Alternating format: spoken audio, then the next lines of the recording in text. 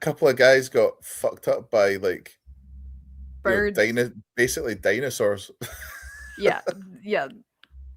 That's pretty much it. They just spent so much money trying to eradicate emus, and they didn't even get close. Well, you have your dreams; they don't work out. It was almost like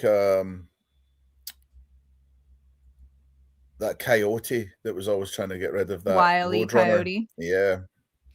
That was, of course, Just imagine that, but you mean it's police. just one of the most prolific coyotes in pop culture in history. Just imagine it was like an Aussie.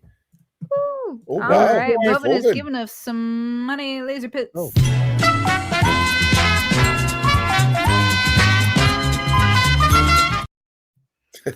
Been here a year. Here's my annual cult, not a cult.